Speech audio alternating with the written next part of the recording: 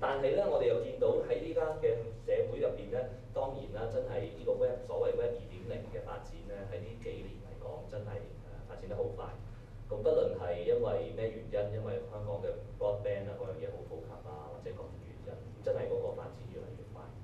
咁所以咧，我又見到咧，真係咧喺好多嘅現象。今日我短短嘅 talk 之中咧，我一陣會俾大家就會分享下幾個近期嘅一啲現象或者一啲嘅服務。咁都係我覺得咧喺呢個開放同埋喺呢個 free culture 同埋喺呢一個真係 free culture Hong Kong 2.0嘅呢一個嘅發展入邊咧，係我哋睇到一啲嘅希望嘅。So probably also because of the widespread widespread use and the popularity of the so-called Web 2.0 applications in Hong Kong these days, partly because of having a lot of internet users in Hong Kong, and also because of broadband penetration and all that. We've seen some ray of hopes in terms of people really engaging themselves more in free culture. So in a way, hopefully this is also bringing about a change in terms of having a renaissance of free culture Hong Kong 2.0. So we'll see what has been happening. The first one is, of course, Wikipedia. Like I mentioned a couple of years ago, these young people got together. They decided that Hong Kong should be capable of being a center for Chinese language wiki content. And they put together a conference with very little resources, but it was attended by how many? 300, 200 people? A lot of people. 300, more than 300 people. And remember, it was 2 years ago, more than 2 years ago, when the knowledge about Wikipedia is actually much lower than today. Today, everybody knows what Wikimedia is, and everybody has used it. But 2 years ago, it was a little bit different, but still they were able to do that. So this is the Wikimedia to me is the most important thing is not about the Wikipedia itself. The most important part of it is about participating, about everybody being part of it, and they can participate by simply watching. Most people do that, but some people participate by editing and putting in their own content. I don't need to go I don't need to go too much into discussing about the accuracy and all these controversies that sometimes might arise, but the process itself is what is important, because knowledge belongs to everybody. And 2 years ago in that particular conference, I made a complaint. I said that there was no entry. There was no article about me. Now I have an article about me, so I'm very happy. Okay, so I got what I want from Wikipedia.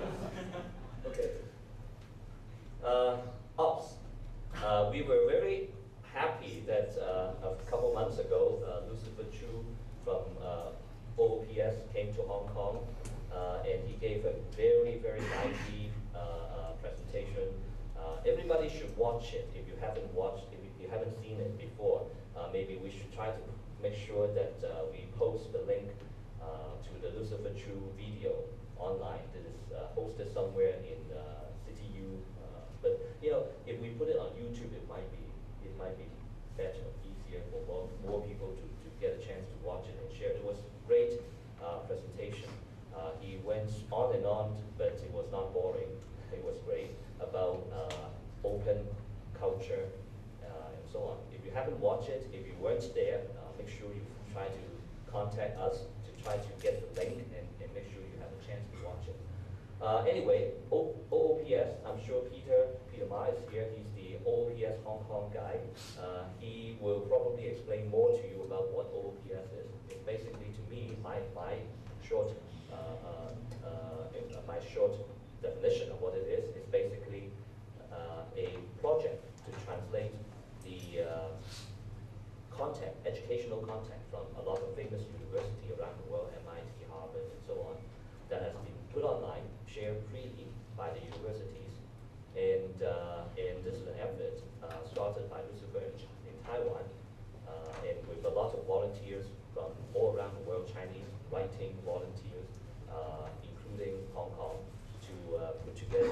translate it into Chinese and share it with more people. When Lucifer was here, in his presentation, he told us that actually Hong Kong is the number 4, ranked number 4 in terms of the number of users for OOPS. And when I did some presentation in universities in Hong Kong, I found that to be true, because when I mentioned about OOPS, they all know what it is. They all say, yeah, we use it. But the unfortunate thing is that, according to Peter, there are only 4, right, volunteers in Hong Kong doing the translation, whereas there are hundreds or thousands everywhere for all over the world. Hundreds and thousands in Taiwan, hundreds and thousands in the mainland, and so on. So this sort of, unfortunately, reinforces my thinking that Hong Kong people, in terms of this notion about free, is that they take it because it is free, and it is not that they want to participate because this is freely distributed and shared with everybody else. 即係咧，講嚟講去咧，都係嗰句，都係香港人咧，都係比較上咧係不勞而獲嘅。咁呢個咧真係我覺得呢一個係令我最覺得咧係真係需要我哋諗辦法去改善嘅地方。咁所以咧呢一個OOPS 咧我諗 Peter 會再繼續解釋一下，或者睇下可唔可以多啲人係可以做一樣嘢。咁其實咧，我喺一啲大學嗰度咧，我亦都同一啲大學教授都傾過。咁亦都話，喂，人哋嗰啲大學，外國嗰啲好出名嘅大學嚟喎。如果你香港嗰啲大學將呢啲咁嘅內容，即係你哋嗰啲課程都擺埋上去，調翻轉可能又會唔會有人將佢佢啲都係英文嘅內容嚟嘅。咁但係即係你都可以擺上去啊。咁樣會唔會即係喂，人哋 MIT 都擺啦，咁你香港啲大學擺會唔會咁做咧？